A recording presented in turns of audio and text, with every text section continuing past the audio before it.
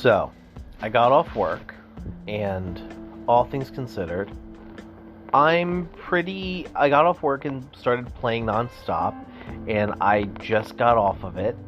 I clocked in about 6-7-ish hours, and I've still got more to do on the Crown Tundra. The initial zone story specific to this is really, really cool. The characters are more like there was a handful of interesting characters in the Isle of Armor, but in this one, like every other character, even the most even generic NPCs have a level of personality that isn't in previous. The max raids are cool. I love the fact that I've got some pretty cool legendaries, and getting them isn't necessarily straightforward per se. Some of the puzzles are interesting, and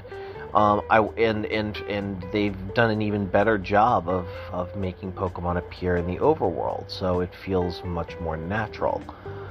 The new legendary, box legendary for the DLC is kind of cool, but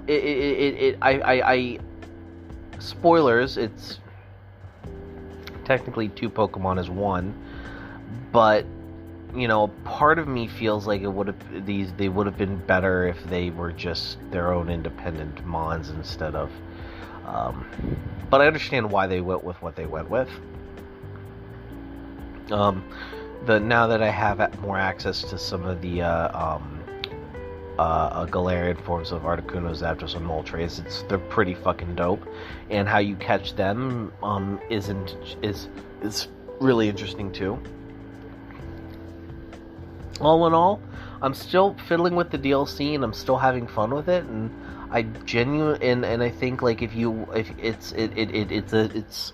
I would say, in the words of my good friend Anthony Lopez, it's a $20 value that you got for $15, which almost made up for the Isle of Armor, which was a $5 or $10 value that we ended up paying $15 for. So I'm going to do a longer talk with a friend later on this week. Keep an eye out for that. But for now, these first impressions, I'm relatively happy with the game. It doesn't save Sword and Shield from its largest sins, but if they do a second level, if they did a second season pass and the DLC gets better than what the Isle of Armor is, not Isle of Armor, Crown Tundra is, then they might be on track to save this fucking game.